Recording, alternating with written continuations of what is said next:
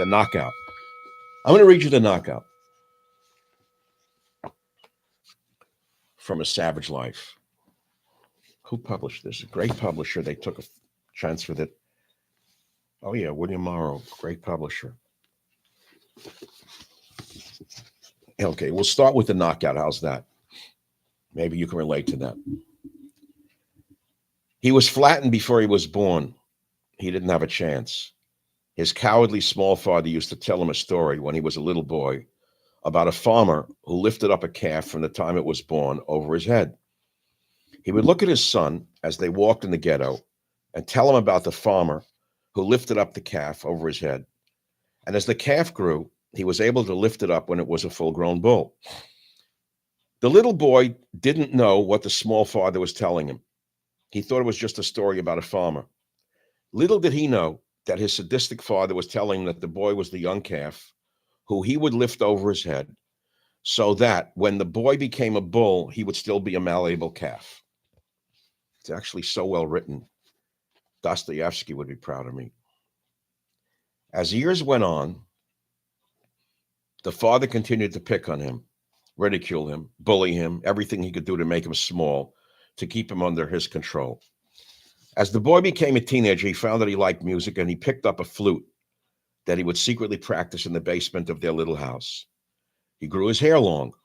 He wore black clothing. He would fly away on the flute's notes. Then one day the father came down in the basement and saw his son doing the unimaginable, playing the flute. Well, he went crazy, screaming at him, calling him every name under the sun. The boy never picked up the flute again. As boys will, he wanted to please his father. He knew his father was a boxing fan because every Friday night they'd watch the Friday night fights on TV. So the boy, who was small of frame but strong of spirit, decided he would learn how to box. He secretly got a book on boxing, and for over a year, he would practice boxing moves in his tiny bedroom. It was an interesting art to him, all the different angles of the punches, and he practiced and practiced and practiced shadow boxing in his little room. Eventually, his uncle came into his life and was going to help him actually learn how to box. His father's brother had a black friend who was a light heavyweight contender training for a big fight at Yankee Stadium. The fighter's name was Archie. One day, the boy's uncle arranged for the thin, small kid to meet Archie in his father's store. The boy was awed by him. He was tall and strong, but he was kind and gentle. He was friendly, not condescending. He said to the skinny boy, "Okay, you can come up to my gym in Harlem," which was the most famous black boxing gym in his time, and still is, the Salem Crescent Athletic Club, SCAC. Archie wore a jacket that said SCAC, and the kid knew that one day he'd wear that jacket. At least he thought so. So the big black man said to the small white boy, "You'll come up by train. It will be a long train ride, but I'll teach you how to fight. You'll need to get some gym clothes. You'll need to get a cup." The boy turned red with embarrassment. Just the word cup embarrassed him, and the thought of him mentioning a jockstrap, that's the kind of shyness the boy had at the time.